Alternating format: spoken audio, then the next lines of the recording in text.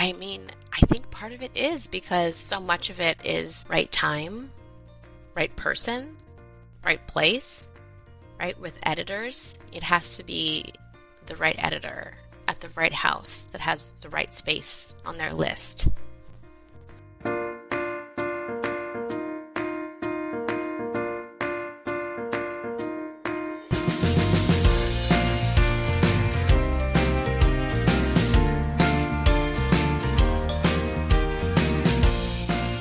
Hey everybody, it's another episode of You May Contribute a Verse. I'm Josh Munkin, joined by my co-host Brenna Jennerette and podcast wizard John Seymour to bring you this conversation that we had with Chloe Ito Ward.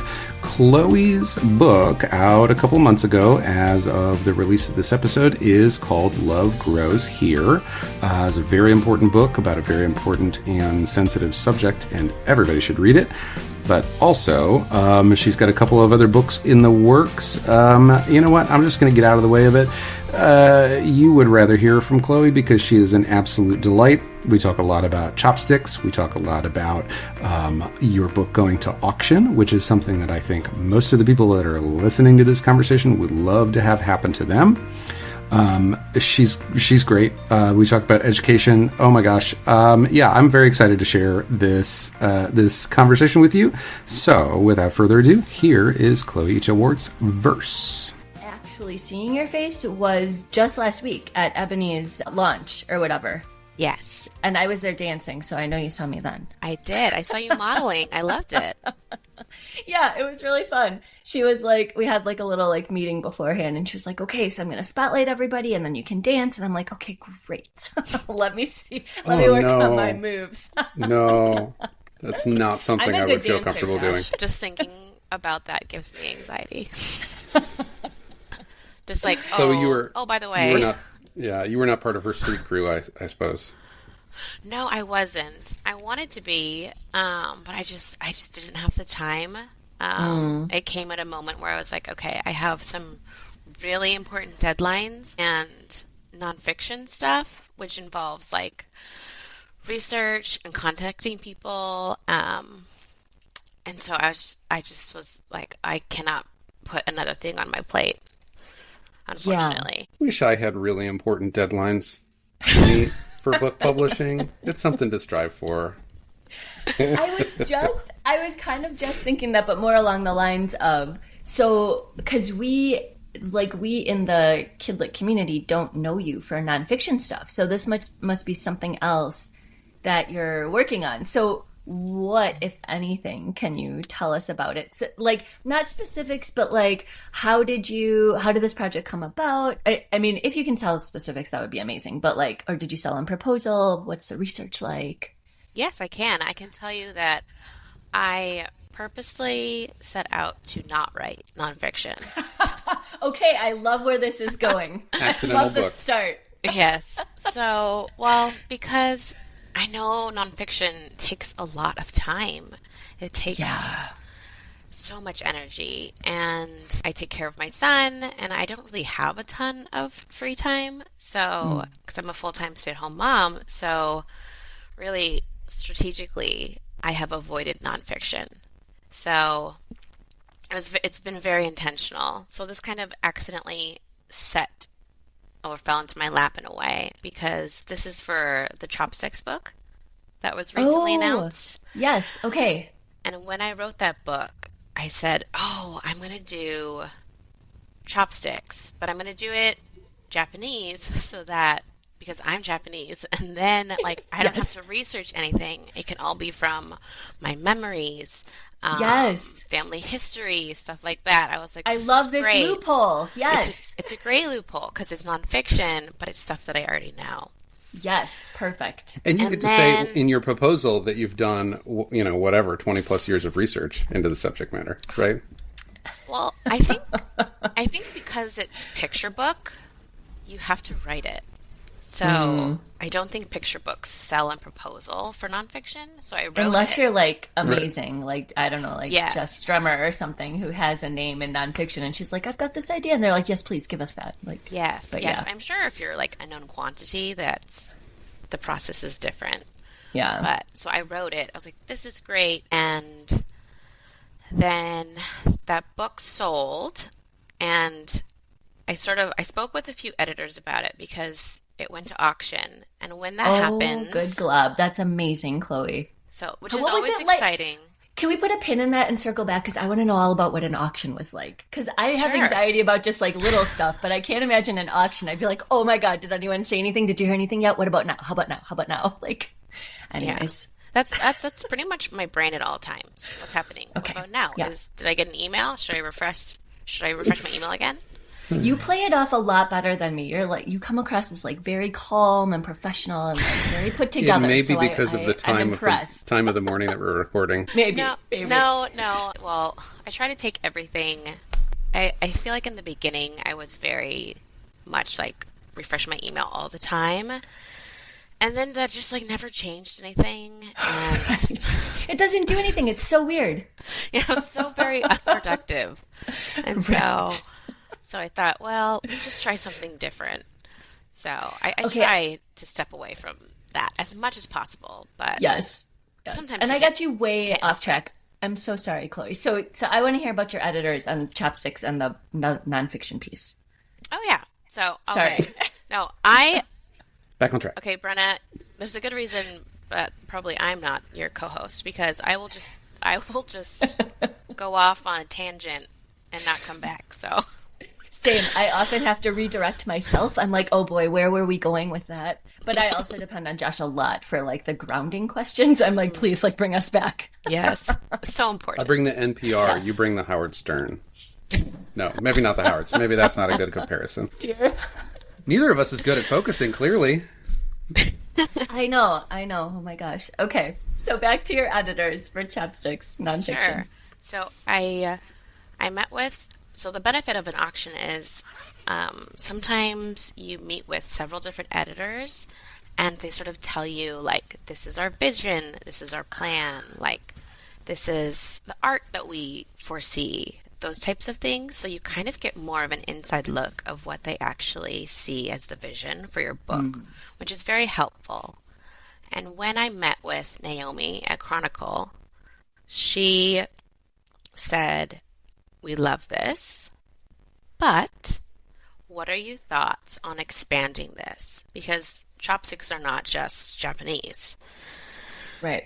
And so I was like, ooh, I do like that idea, and that's something that has been like rolling around in my brain for a while. So yes, I think I'd like to try it. So that's sort of how the research part came in. So then I had to go and find people that knew stuff about chopsticks from like had an authority, because when I was doing my research like on the internet, there's not a lot of information about chopsticks besides people's blogs. Oh, interesting. Which you can't sort of blog, right? For the most part, because there's no sources. They don't show where they got that information. So I had to go and find some old school books, because a lot of them were for like 1997. I'm like, okay, well, what else is... Right. Yeah. So contacting museums, Asian art curators, professors, things like that. So it was a lot of finding people. Can we drill into what I hear is the initial vision versus the request from Naomi to expand? Expand means take it beyond something that's like a family, like your family lived experience, maybe like a small story, just from your own life into something broader. Is that right? Yes. Yeah. So she wanted to see more countries and cultures represented.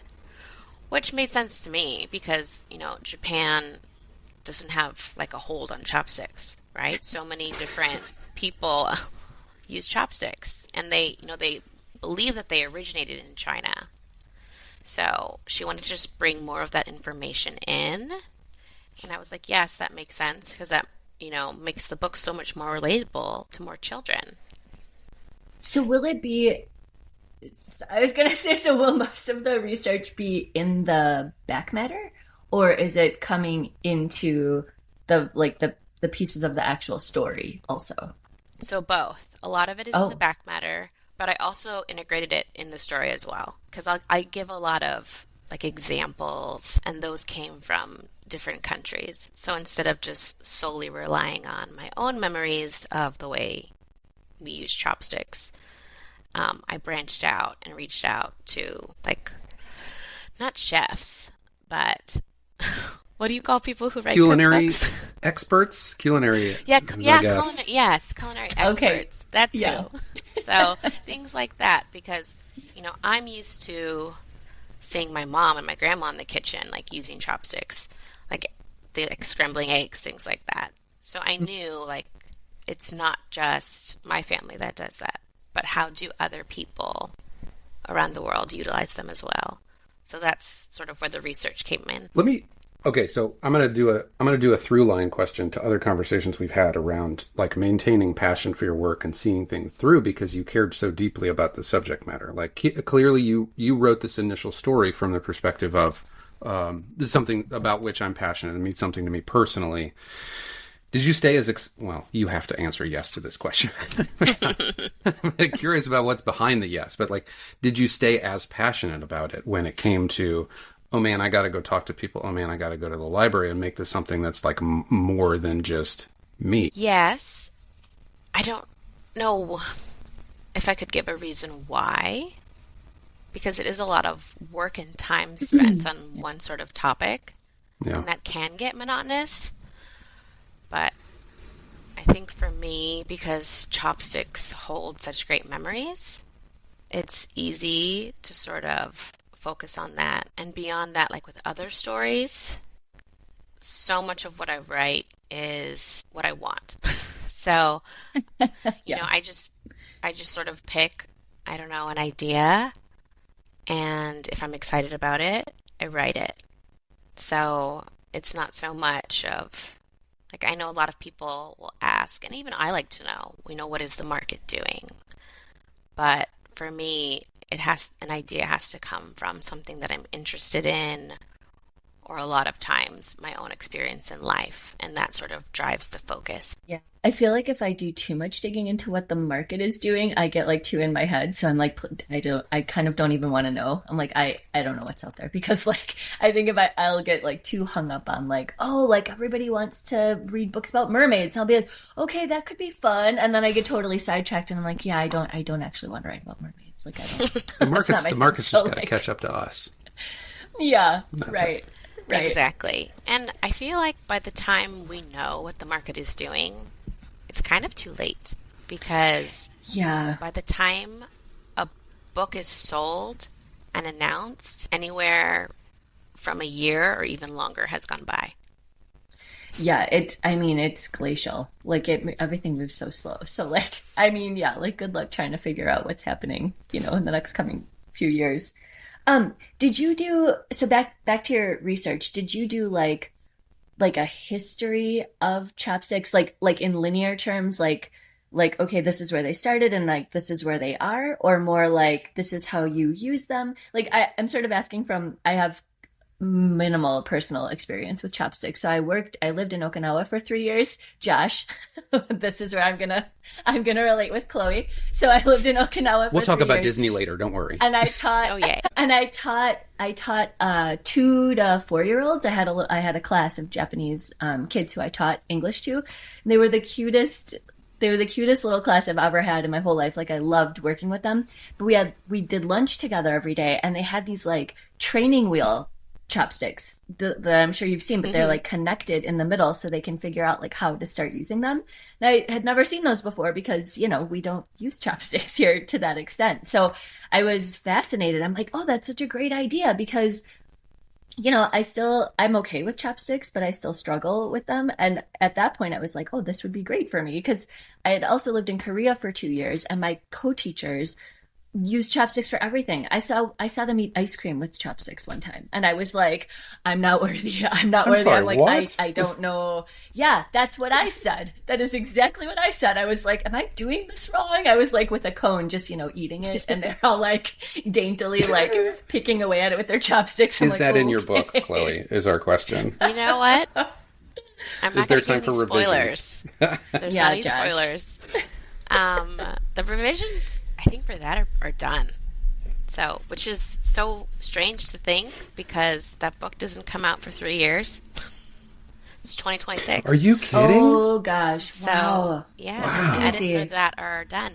So it's crazy, like how behind everything. You know what I mean? Like, I mean, yeah, 3 years. Like, I mean, you'll forget what the book even looks like by the time it's supposed to come out. You know what I mean? Like, it's crazy. Yeah. So publishing gives you like little, I don't know, little snippets. So along the way, so you get kind of re-excited all over again. Like the book sells, and then you get the contract, 6 months later, and then you find out who the illustrator is 3 months later, and then 4 months later, you get to announce it on Publishers Weekly. So that's true. That's true. They sort of string you along real nicely. That's looking at it positively. You get little incentives. It's like a little carrot. Little carrots. Little baby carrot. All along the trail. You get to snack on and pick up with chopsticks. So I have a feeling I'm interested in this, and I have a feeling other people would be fascinated by diving into the auction process too. Like we talked about Naomi and what the carrot that they dangled for you to sort of like get you interested in it, but what is that what sealed the deal? What else do other publishers and editors put on the table for you to consider? How they're going to back it, what they're going to do, the illustrators they're going to attach, that sort of thing. Yes. So when your book goes to auction and you have the option to meet with editors, you really get to know them a little bit better because you get that initial one-on-one. And so that's where one of the important things, that comes into play that we all talk about, vibes, right? So you sort of like get to see like what their vision is, how they communicate, sort of feel them out, which I think is really helpful because you can see, oh, this person has this idea. They seem, and I guess in a sense, the vibes thing is like not the most helpful because everyone I've ever met with had just been like wonderful. So like, damn it. Can't somebody be like awful? So I guess in that sense that doesn't really help because for me, then I have a tendency to get like personally attached to people.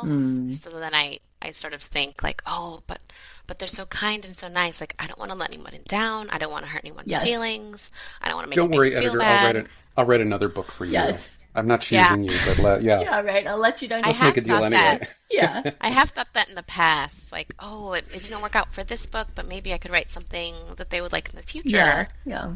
And then maybe, the rejection will sting less. It's very strange to be on the side of rejecting someone when so much of publishing is just repeatedly being rejected as an author. Right. I feel like it builds so much empathy in us, right? Because I'm like, this feels awful. Like, I'm not trying to make anybody else feel this way, right? Like, I'm not trying to pass this on. Like, and I was going to say, too, with the auction, it sounds like it's sort of like having the call, but like at the next level, right? So you get to sort of like vet these people and see like, well, who would I work best with? Like, just like at the agent level, which is kind of exciting. Like, I don't think, that many of us get that opportunity. Yeah, usually you don't really have a chat, I would say, with, at least in my experience, with the editor before, unless you have an auction. Like, you will do it after. So that's very helpful. Outside some sort of like sometimes, conference opportunity. Yeah. Right. Sometimes they'll give you like kind of like a little bit of their marketing plan. So they'll say like where they see your book position. You'll talk about, for me, at times knowing their ideas for the illustrator can be very helpful. So seeing what's the color palette? What are they going for? What's the style? Especially as an author, you typically, they always say, like, you don't get any say with the illustrator. I will say that has not been my experience. So far, all of the editors that I've worked with have been very collaborative in that sense of what do you think of this, or this is what I'm thinking. I typically, I'm not an artist, so when they show me stuff, I'm usually just, oh, that's amazing. That's wonderful. Right. That's great, because I have zero qualifications. I love it all. Yeah, right. Yeah, exactly. All I know to say is, like, I love it. Like, I can't even speak to the style. Yeah. Like, I don't have the words. I don't have the vocabulary for that. Yeah.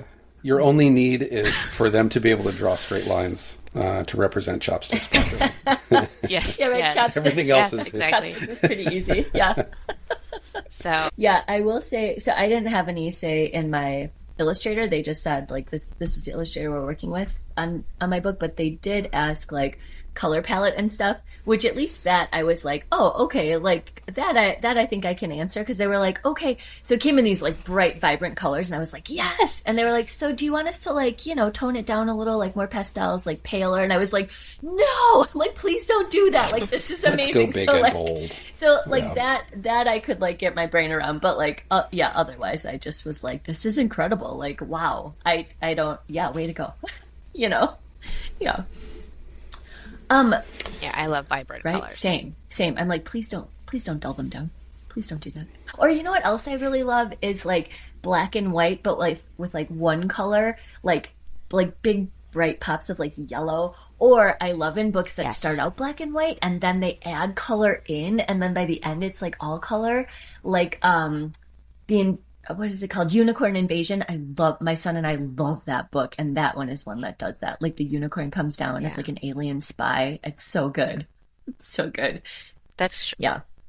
That's true. Thinking of other, thinking of illustrators that I like. Gracie Zhang, Lala's Words, yes. very similar to that. Yes, she did with the pops of color. Yes, beautiful book. That was a great. Actually, when we talked about that on, because they did that book for the old book club that we had. Yeah, I was like losing my brain. Yeah, but that was a really good one to break down, and I remember loving so much the sort of, like, flat story arc. I was like, oh, that's amazing. I'm like, yes, I love that. Like, I feel like I have characters in my brain that require that flat story arc. And anyways, I loved that. And the illustrations were, like, kind of perfect. Yeah. Yeah, that's one of my favorites. Yeah, that's a great one. Okay, so can we talk about your agent and journey to agent? Like, can you tell us about how that all happened? Because I know everybody is always, you know, how did you make that happen? How did you get an agent? It feels like a miracle. And we always start the conversation without name dropping the people in question. So Heather is your agent. It's Heather true, right? Cashman at Storm. Yes, Heather Cashman. I don't want to get, like, 10 minutes Storm. down the road with people listening and, like, they have to stop washing the dishes and then go and, you know, look up whoever we're talking about. Fair. Yes. And so Heather Cashman at Storm. And Storm was sort of on my radar because of Vivian Kirkfield and her 50 Precious Words. Yes. And so I had Storm on my radar. So I started, okay, I guess we'll start at the very beginning. Yes. Everyone settle in. Okay. I'll refrain from, like, singing a song. I mean, please. Right? If you Please, by all means. That's the sound of music. Yeah, that's the sound of music. Yeah. All right, so yeah, I'll refrain from that. But so I've always been a reader. I'll say that. Not so much a writer. I've always been a reader. As a kid, my mom read to me a lot, and I was one of those children that would get in trouble for reading. Oh. Because I would read at the dinner table. I would read under the covers. Love this. I would read instead of doing my schoolwork. I was just reading. And so I would get in trouble. It seems so silly, like, looking back, like, stop reading, you know? But my parents were like, it's 1 a.m., please put the book away, like, you're 10 years old. Right. You have to go to sleep. Yeah, go to sleep, please. You have school. So I've always been a reader, but I never sort of saw that as, like, writing as a career. Like, I always knew that was something that people did, but in my head, I thought, you know, that's an impossible dream. So I love children, and I taught kindergarten for over 10 years. So I've always been around picture books. That is such a great age, too. That's a really fun age. Oh, kindergarten. Do you miss it, Chloe? I feel like... Yes and no. Yes and no. I get that, yeah. Do you... That resonates, like, yeah. Yes and no. Do you want to spend all day taking care of 25 kittens? Right. Yes. Right. They're so fun and adorable and sweet. Sorry that I'm, like, comparing children to kittens. It's accurate, though. You know, it's it's universal. Like, everybody loves kittens, right? kindergarten kids, everybody loves kindergarten. That's such a fun age. It's an age of wonder. Everything is new and exciting, and you love your teacher. And it's easy in that sense. So, yes, I miss that. I don't miss being sick all the time. Yeah.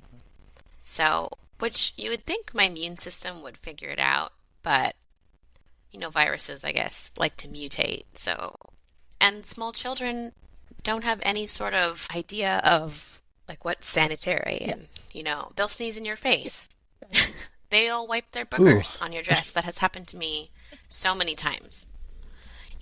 So that kind of stuff I don't miss. It's also, it's very tiring, which seems so funny, but it is to say, everybody come to the carpet. Let's all meet at the rainbow rug. Oh, let's all come over here.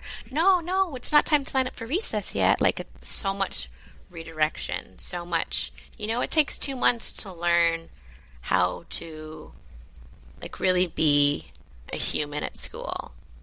Because where else are you required to sit or, like, stand in a line? Like, it's very strange. These rituals. Yeah, no, 100%. Yeah.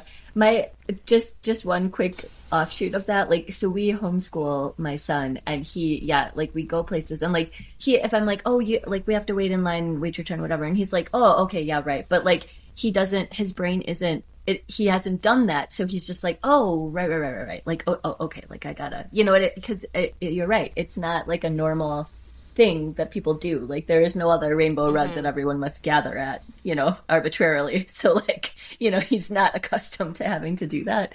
So yeah, it's interesting. Yeah, there's all these rules and routines that you have to learn and teach, and then also sort of like unteach in a way, because so many kids are different. So you have to learn, like, we raise our hand before it's our turn. But at the same time, we don't always raise our hand because that's not always accessible for everyone. So sometimes everybody talks at the same time. Sometimes we shout it out. Sometimes we sit still. Sometimes we jump around. So, it is, people think, like, kindergarten, oh, it's so cute, it's so easy. It is adorable. It is fun, but it is hard. Yeah. So I both miss it. I miss the first day of school, like you wouldn't believe. Like, that every year I would lay awake and just, like, not sleep because I'd be so excited. So exciting. Like, I miss those moments, but, getting to stay home with my son, it's just, and then also be a writer, it's just like two dreams at the same time. So can I just offer, it occurs to me now in a very sort of like Friday morning deflating way that how you're describing kindergarten is preparing kids to enter the corporate world. Because all I live all day long is waiting in line, being together in one place, raising your hand, and waiting your turn to speak. So, I don't know how that makes me feel about my job, but, These parallels. Yeah, I think in a sense, yes. Wasn't that really what the purpose was? I think. Like, to normalize societal behaviors, for sure. Yeah. And to prepare kids for the workforce, essentially. Like, that's kind of what school is. That's a dark way to think about it. But dude, there's your next picture book, right? Like Business Baby, or like, well, not Boss Baby, but Business Baby, yeah. And he's got a mustache, and like he's got his briefcase. He's got a meeting, Mom. Yeah, exactly. He has to like, and Mom takes the minutes, and then there's like a big corporate meltdown or an outage. My husband's always dealing with outages, so maybe there's some kind of an outage for Business Baby. Once again, we've gone far afield, Chloe. Yes, I'll bring us back this time, I promise. So yeah, I've tangents been with Chloe Ward. Yeah, tangents always. So yeah, I've been around picture books because we would read like anywhere from 5 to 10 picture books a day in kindergarten. Love picture books, love read alouds. So 2020 happened, and we had the pandemic. I was at home more.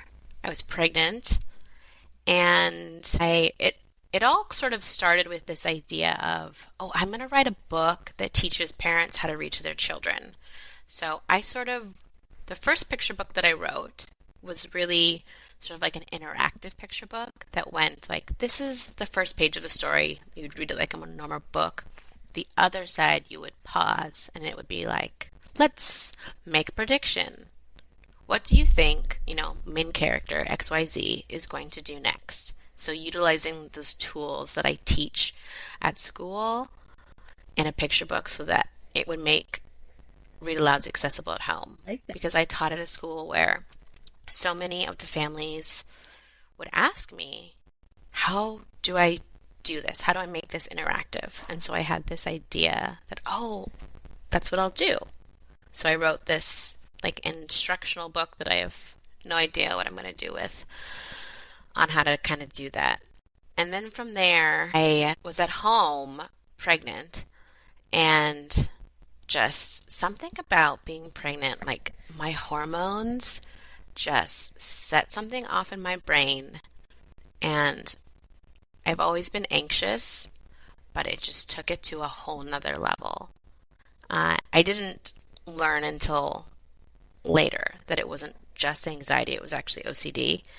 And I was having all these ruminating thoughts, and I just couldn't be in that space of my head because it was just so overwhelming. And I thought to myself, I have got to do something with this. We interrupt your regularly scheduled and the podcast episode that you're in the middle of to do some reviews and a quick shout out. Let's talk about 3 books that we like. So Brenna's review for this week is for, I always read these fresh, so I never know what I'm in for, is for MILLIE FLEUR'S Poison Garden by Christy Mandin. This book takes the classic theme of being yourself and doubles down with a delightfully dark main character, quirky plants, in parentheses, some may have teeth, end parentheses, and a weirdly wonderful takeaway, the world needs you to be you. Christy is the master of creepy but not scary is again in parentheses, vibes, and will ignite any imagination with her twisty, earthy illustrations.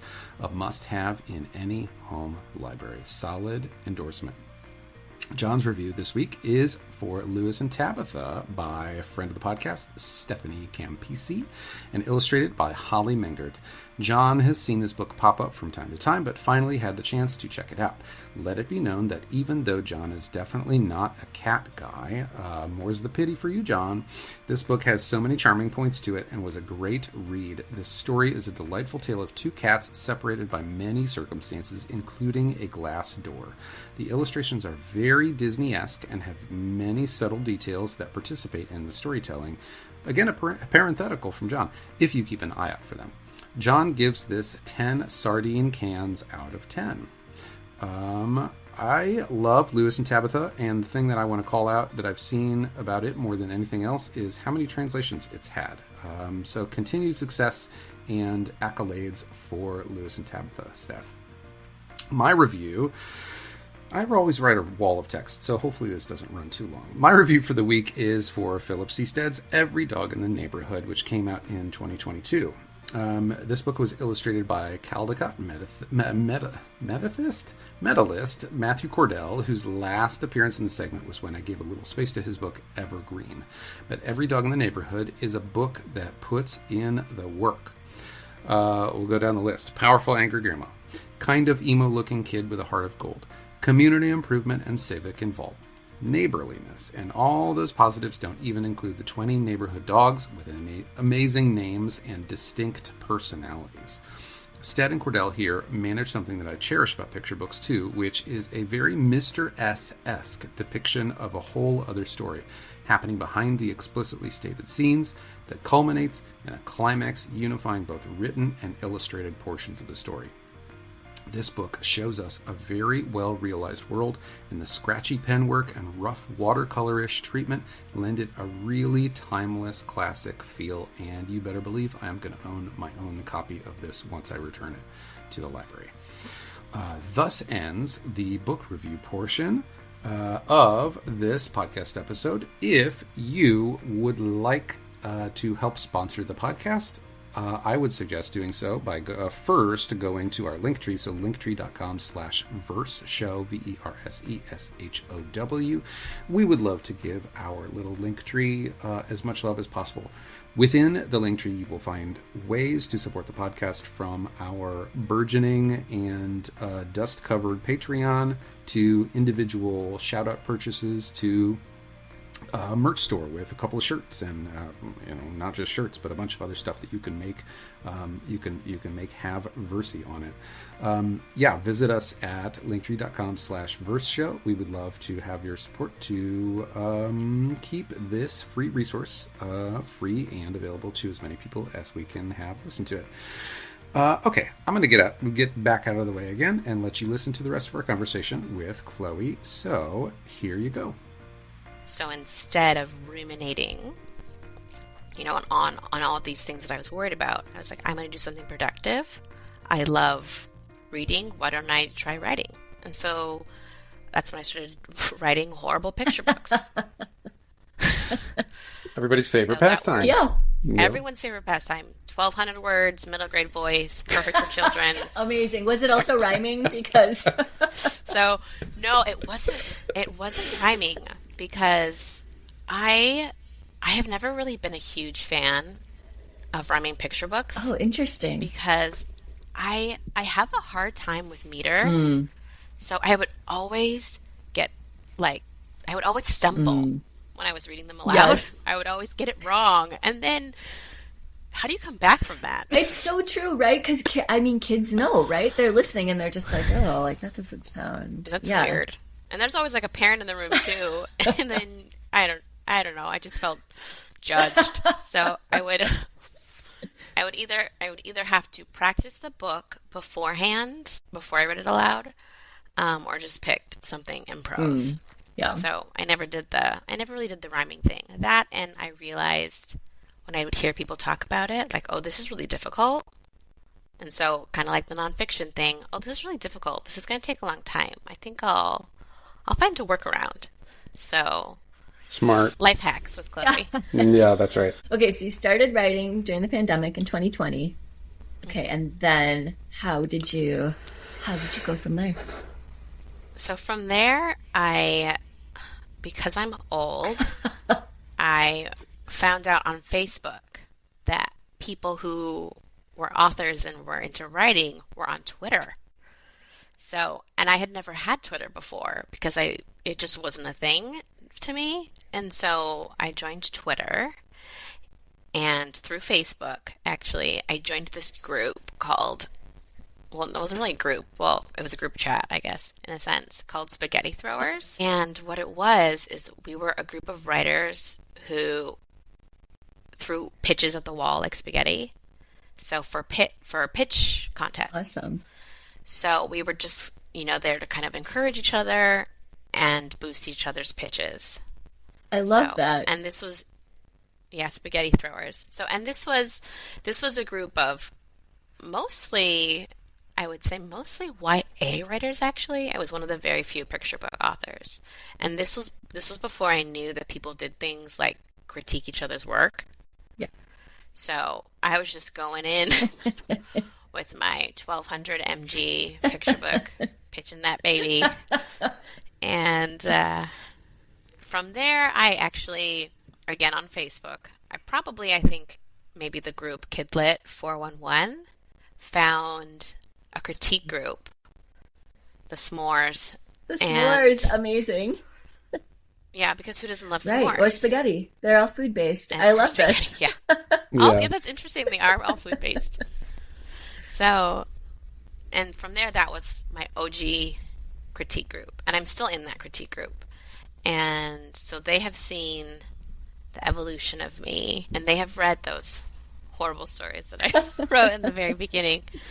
So it started with that. And from there, through my critique group, thank you, friends, they sort of reading their work, sort of seeing like, oh, this is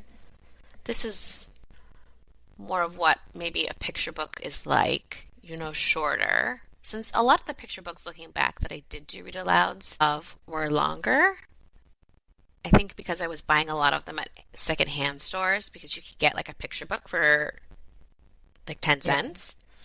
It was just the easiest way. But, now, they say word count lower than 1,200, please. Yeah, a little lower than 1,200. Yeah. Yeah. Now as a parent, I pick up a book like that and I put it down. Like I'm so tired at the end of the day. I do not have the energy to read something super long. So I understand. You see that wall of words and you're just like, no, thank you. Like I can't. Yeah, that huge long paragraph that's like an essay. Right. I'm like, not tonight. Or ever. Like, okay, where is It's great for putting kids to bed.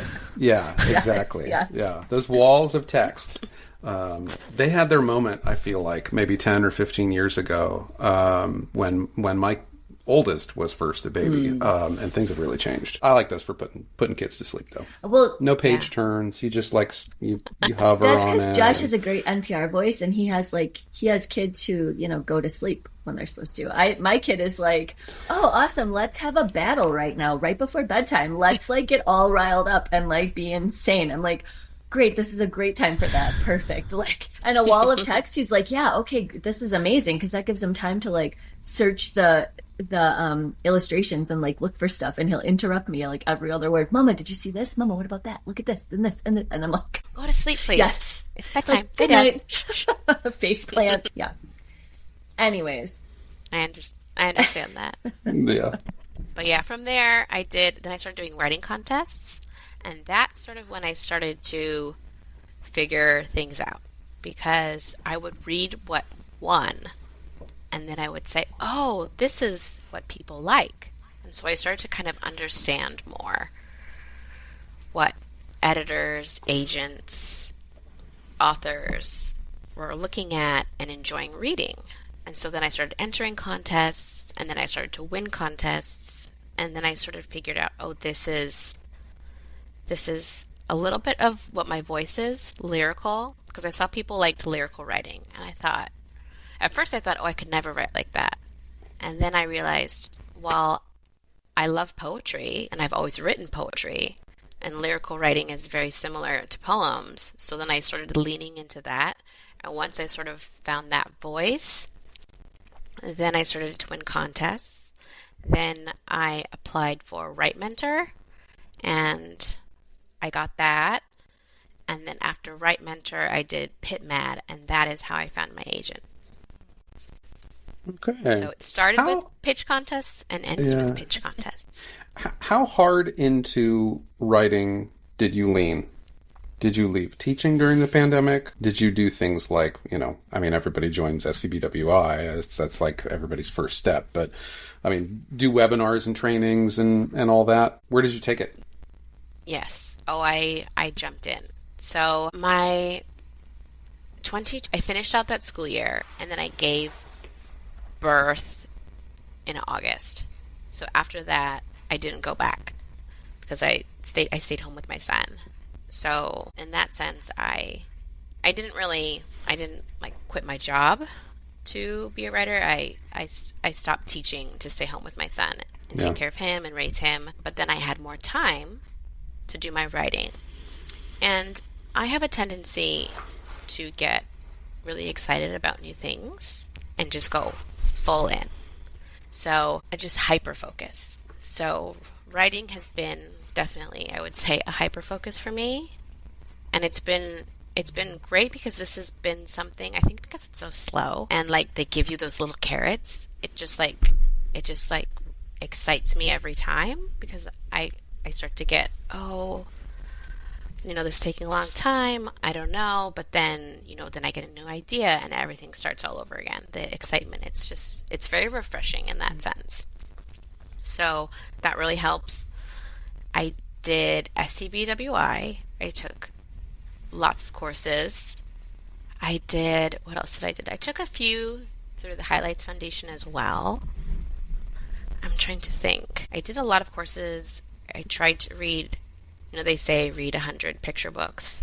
I definitely did that. I went through and started reading, and that I think is what helped the most, is recently published books. I went and found the newest books I could find and just analyzed those, poured over those.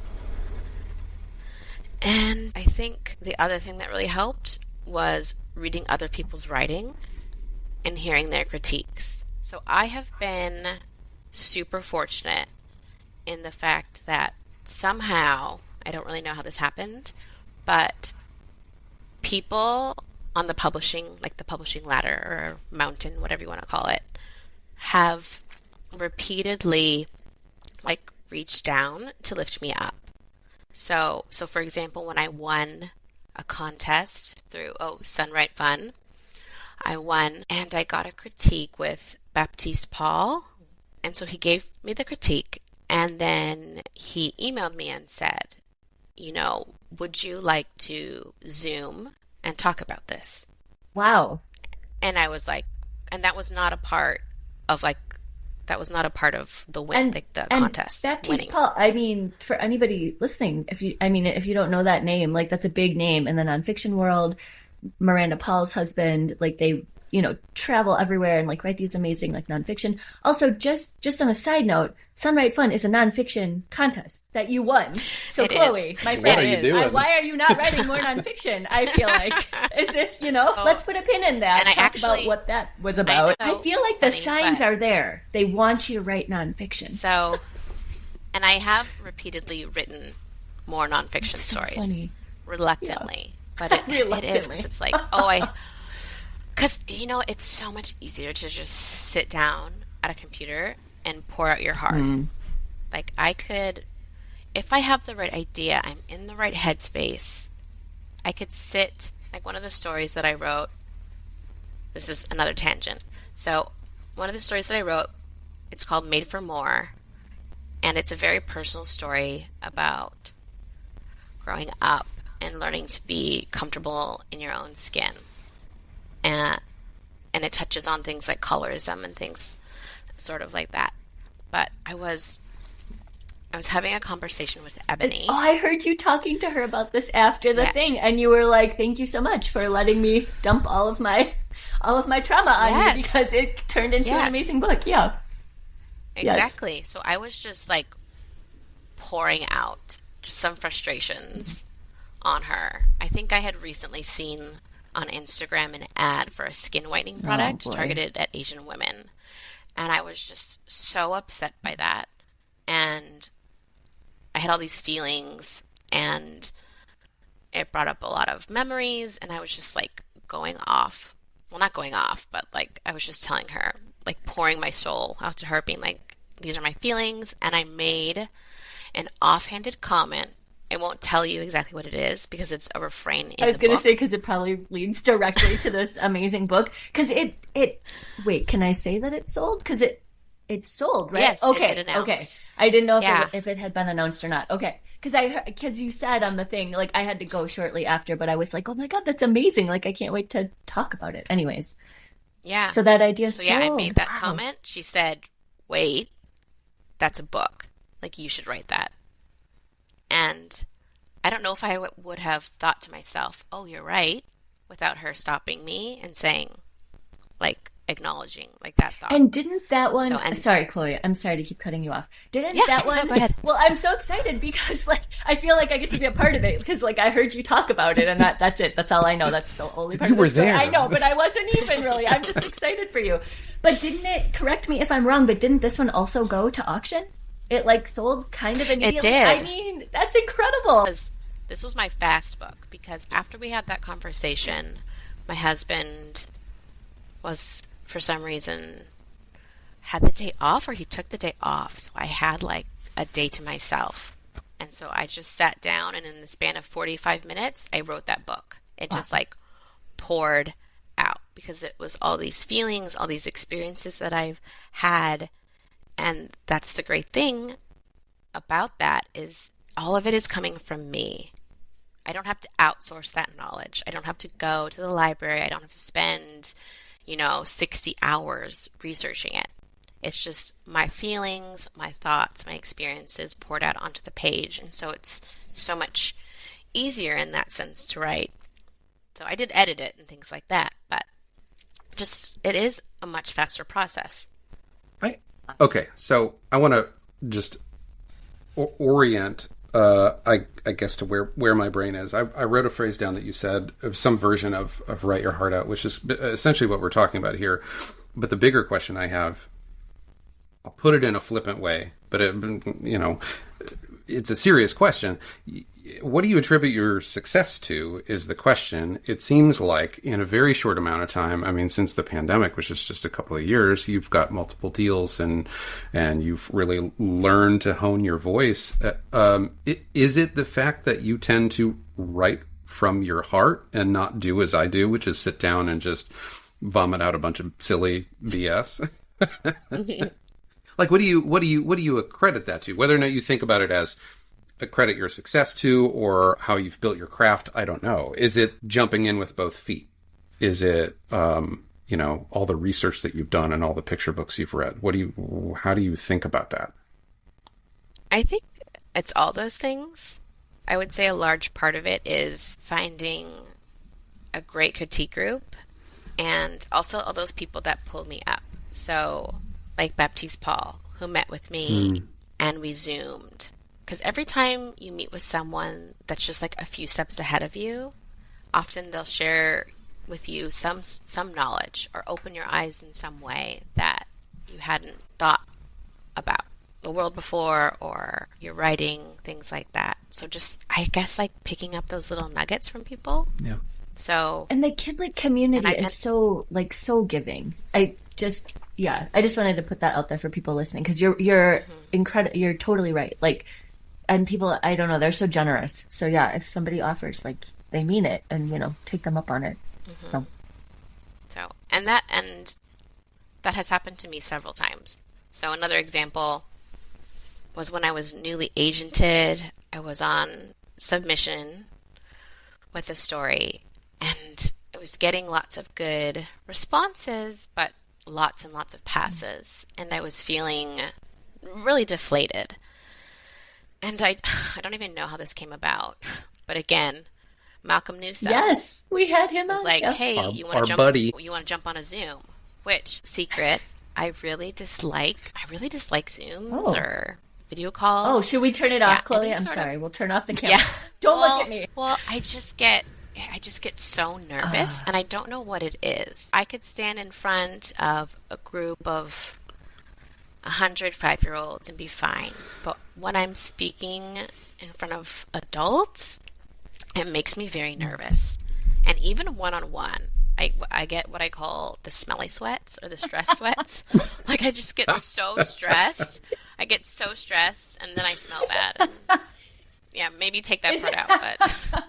Is it easier if it's just, like, if it's a phone call and you don't have to see them? Is that, like, less stressful? Or is it just the same across the board?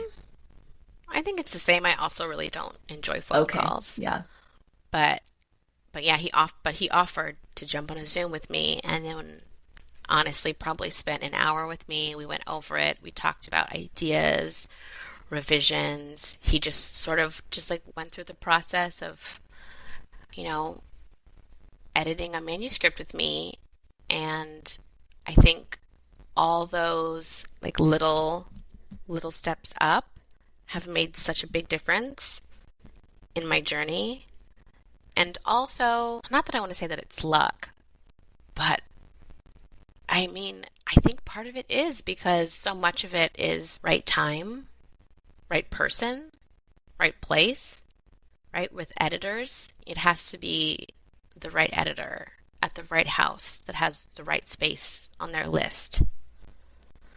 So, and that's not really something you have any control over.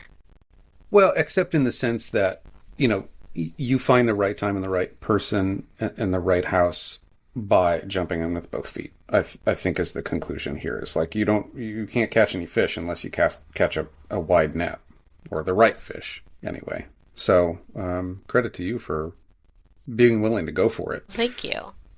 I will say, another thing that really helped me on my journey is speaking with Ebony.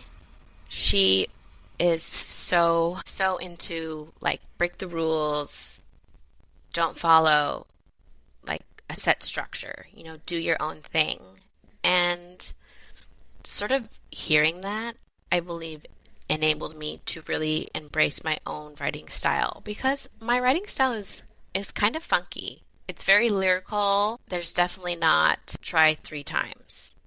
A lot of my picture books have, like, no one's really trying anything. Nothing really happens. So editors, please, if anybody's exactly. No, but it's these are Seinfeld pictures. I was just gonna say, it's about nothing with Chloe Ward. Yeah. I mean, a lot of it is self-affirmation, and honestly, when I look at it almost like from a distance, a long poem. In a sense, like, I would very much say Made for More is more of a poem and a self-affirmation. Love Grows Here is a little more traditional, has a more traditional story arc. And I think that part of that too is that was the second book I wrote.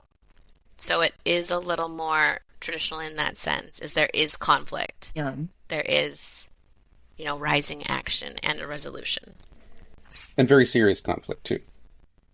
Yes, heavy conflict. So that's what I was going to turn the conversation to, because we haven't really talked about Love Grows Here up until now, and we're pushing an hour, and I want to give due to your book that's going to come out about the time that this episode comes out.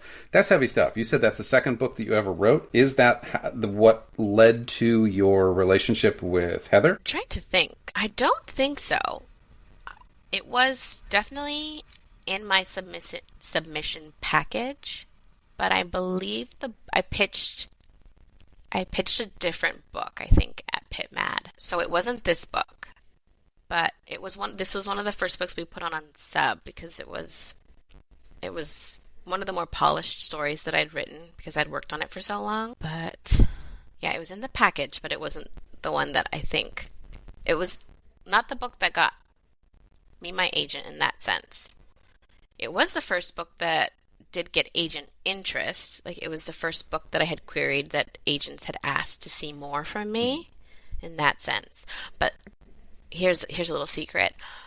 When I first queried Love Grows Here, formerly known as Hate Has No Home, but that wasn't the title that we ended up going with. Interesting. It's like two sides of the same many picture books. Coin. Yeah. It's true, except for I Hate Borscht, which I love and I think is brilliant, and I love that they came right out with it, and it was in your face. Anyways, that has nothing to do with the story. I'm sorry, but yeah, hate is not in a lot of titles or Borscht is unrelated. Yeah. No, it's totally. Yeah. Anyways, so I originally queried with this book, and I got a response from an agent asking to see more, and I did not know that was a thing. Oh, snap. So I did not have more stories.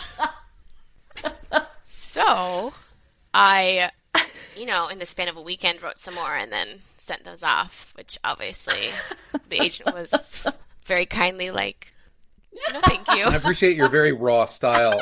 Yeah, right. But I was so new. I had no idea. But how? I had no clue. How incredible, Chloe, though, to have this. You have this polished book. It's getting all this agent interest so quickly in your career that you don't even have any more to show, right? That's incredible, because I feel like a lot of people, have spent incredible time, and embarrassing. Yes. But still, a lot of people have spent time, polishing stuff, and then they sub and they query and whatever, and it just takes, forever, even though they've got this stockpile of stuff. So it's just, it's a testament also to your talent and your just incredible writing that it was able to hook agents so quickly. I think too, part of that was the timing because of the pandemic, and that's really why I even wrote this book, is the rise in Asian hate. It brought me back to really my childhood, in a sense, because it had been a long time since I had heard the things that people were saying, on the news, in those viral videos on Instagram and TikTok, that sort of thing. I really hadn't heard that for a long time. And to start hearing those hateful things again, those racist words, made me sort of wake up in a sense. And I thought, oh, I really want to write a book about this because, you know, this happened to me as a kid. It's still happening. I wish that there was a way that I could help, I mean, myself in a sense, little me, little Chloe, process that type of hurt and racism. So, and that's why I wrote the book. And a lot of books I write because of that for little me. You know, something that I would have wished that I had when I was a child. So that's why I wrote Love Grows Here. Because, you know, for my son and children, you know, all over the world, I want them to know and think, you know, what do you do when someone says something, you know, racist and hurtful to you? Because as a kid, you know, I didn't have those conversations with my parents. That wasn't something, I don't know, that we really talked about. So for me, an entry to most hard topics is a picture book. It just makes it so accessible for young kids. It's a jumping off point. It's great for having discussions. So yeah, that's why I wrote it. It's interesting that you keep coming back to the pandemic as this like starting point, because I think it is for a lot of people, because I think it broke open something in the world that, you know, brought a lot of this stuff to the surface, which, you know, it's not necessarily a good thing. But I will say I was listening to what you were saying, and my husband is Asian, he's Filipino, and he had the same sort of reactions to the pandemic, like things that he hadn't heard since he was a kid. Things that, like, you know, he remembered growing up in, like, he said they were sundown towns, right? Like, you couldn't be out after dark if you were an Asian kid. And he doesn't, you know, like, they didn't talk about that. He just knew that it wasn't okay for him to be out alone. And I just, yeah, I mean, that is not my story, but I felt for him because I didn't, you know, we didn't talk about that either as a couple, you know, that's not something that comes up. And so I feel like I understood his, like, sort of perspective a little bit more because of, you know, these things that were coming to the surface. And it just, yeah, anyways, all that to say, like, I'm so grateful for your book and for you writing these really hard topics for kids to understand, because they, you know, like, how else do you teach that? I struggle a lot with trying to teach him empathy because I don't know how to, like, you know, embed that in him without, you know, without like taking him to a place to show him, you know, how other people live. And, you know, you don't always have the means to do that, but picture books can bring pieces of the world to you in a way that, you know, other things can't. So anyways, yeah, that book is super important, and I'm so glad that you wrote it. Thank you. I'm so excited about it. I will say it does make me nervous in the sense that it's such an important topic. And not that it's a burden, but I feel like this immense pressure to make it perfect, you know, to get it right. So, you know, one thing I was talking to my editor about was, you know, I hope the world understands that this is just my own experience. Like, this is just one experience with racism. This is just, you know, one example. Like, this is not the end. Because this story is very, I will say, is very Japanese in a sense. So there's not, like, from my book, you know, it says the man says something racist and hateful, and the little girl sort of has to go on a journey and process it. And there's a lot of, I guess, gentle words, not a ton of confrontation, a little bit light discussion, like it touches a tiny bit on the Japanese incarceration. But I didn't want to go full into that because it's not a Japanese incarceration book, but I thought it was important to include that because I do know a lot of people are not even aware that even happened. So I did want that piece in there. But it is a very, like, gentle, loving book, which is very Japanese. So we're also having this conversation with the recent experience that Maggie Takuta Hall had with Love in the Library and some suggested changes that Scholastic had proposed to make it more acceptable to a wider audience. How do you think about not only how Love Grows Here will by your audience, but how it's going to sit with the publishing industry as a whole. Are these conversations that you have? Are these, nobody wants that sort of like attention on their book necessarily, and that drama around this piece of, love that they're creating, but that's got to come into your consciousness, right? As you enter or as you approach your publication. Yes. I would say those are mostly conversations I have with myself. I think a lot, so a lot of ideas sort of swirl in my brain, and that's where I kind of was talking to my editor, and I was a little bit worried because the story is very gentle, and like for example, the grandma, one of the lines in the book, the grandma says, I think. They didn't, because the little girl is confused as to, like, why did Japanese incarceration happen? And she says some things, and one of the lines that she says is, they didn't understand us, and that made them afraid.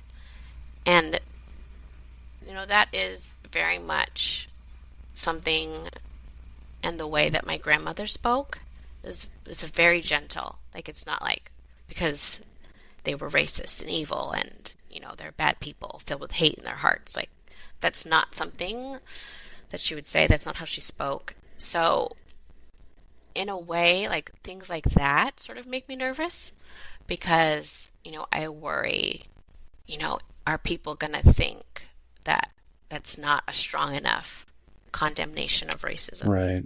That sort of thing. That's the type of thought that I have.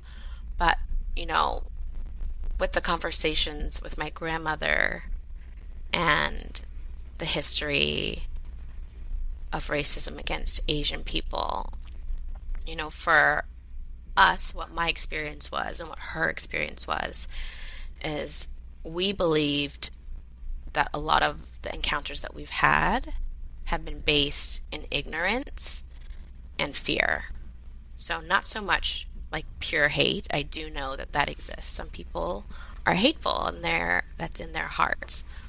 But my own experience is ignorance and fear. And like that being the driving factor. And in fact, in my own life, when I think of like my own racism as a kid, I've had such a big journey with that because, growing up, I didn't understand racism. I thought in the beginning that it only affected the Black community because in school, when I thought of racism, I thought of slavery because that's what we were sort of taught and learned about. And it wasn't until I was probably maybe in first or second grade, and I had a little girl tell me, a friend actually, oh, you can't play with us because of your skin color. And I was so confused by that. And that was sort of like the wake-up call of, oh wait, like this affects me too. Like this is bigger than what I had originally thought. So in my own ignorance. And then I remember another really big turning point for me in my own journey, 9/11 when that happened. I was probably 12. And I remember people started to talk about the Muslim community, and I started to be fearful myself. And that was when I realized, oh my goodness, like this is racism. Like this is how it plants roots. This is how it can grow. Because, as someone who is both white and Japanese, as a kid, I always thought, oh, I can't be racist. I'm two different races. Like that doesn't make any sense. And so I sort of had this journey of, oh wait, that's not how it works. And I've had that revelation over and over again. So, when I talk about and when I wrote Love Grows Here, I'm really hopeful that people remember, like, this is just one story, like just one. There are so many, and you should read them all. And also it occurs to me to observe that it's probably a good thing for your mental health that you were not asked to expand the central premise of Love Grows Here like you were for Chopsticks. There's a lot more emotional labor that would go into that than just going to the library and talking to academics. Yeah. Yes. I actually, I know we're over an hour, Chloe, so I'll let you go in just a couple of minutes. I just wanted to ask one more thing to kind of circle back because it was bouncing around in my brain. So I have ADHD and anxiety, like a lot of it. So like a lot of that goes into my writing, and it helps to sort of like even things out sometimes. Like it can sort of help to like balance. So do you feel that with your OCD? Because you had mentioned it just briefly, the anxiety and then the OCD. Has the writing helped at all? Unless that's too personal a question. I'm not trying to pry. Yeah. I just was interested. I think so. I think it's helped a lot because then I have other things to think about. Yeah. Totally. So, you know, my brain, the space in my brain, more of it is taken up by ideas or revisions or things I need to do with writing. And that's all stuff that I'm really excited about. Yeah. So that's all positive. I mean, I still struggle with OCD, but I find that writing has been so incredibly helpful. Yeah, I love that because I mean, writing can be so solitary, right? So I am so interested in how other people sort of deal with like, you know, the other side of their writing lives and whether or not writing, you know, helps or, you know, what sort of piece it plays. Because for me, it's writing. And then I also need a very intense, like physical outlet in order for my brain to sort of like balance itself. Like I've figured that out after like, you know, many years of trial and error and sort of like dealing with a brain that like won't sit still. But so if I can make my body tired enough, then my brain is also sort of like goes in line. And then also writing, you know, also really helps. And it sort of is like that like adrenaline, like endorphin hit for my brain also, like, oh, I've got a new idea, like, yay, or like, oh, like you're saying, you know, like I've got news on this thing or somebody like this or whatever. And so it like helps you to like sort of keep going. So anyways, yeah, so that's why I asked. It's just interesting to me how it sort of plays a role. Yeah, it really helps. I don't know what you guys are talking about. I feel the need to represent the portion of our listenership who is their anxiety is triggered by writing. I'm still going to do it, and I still enjoy it, but it is not a peaceful activity for me, especially the revision process. Yeah. So you guys are the lucky ones. Oh. I love revising. I love editing. That's one of my favorite parts. Like those little tweaks. I think that is actually the hardest part for me right now with my debut is the idea that I cannot change it. That there's no there's no more tweaking. Yeah, there's no we've more talked editing. about this. Yeah. Like I would love, like with Love Grows Here, there's like, oh, but what if I did this, or maybe I could change that, or you know, all these things which you can't do. Yeah, right. Right. Yeah. The book edition starts as yours. It's over. Yeah, right. And then it's not, right. It goes from yours to then it's yours and the illustrator's, and then out into the world, and then it's the readers. So it's their interpretations, and you can't edit it. It's final. I have a hard time with that because I love to edit, and the idea of something being final to me, that is yeah, that's hard. like, what do you mean I can't change it? Totally. Once again, opposite. Like, get it in the can, get it done. Whatever state it's in, as long as somebody's happy with it, I'm happy too. So, I don't know. Oh my gosh. Well, okay, so Chloe, we are way past the hour. I want to say thank you again so much for coming on. It's been so nice to finally sit down and chat with you about all the writing stuff and your books. And like, I'm so excited to read all your stuff. And for you to have given so much of yourself in this conversation too. Thank you. Yeah. So many secrets. Well, it's been great.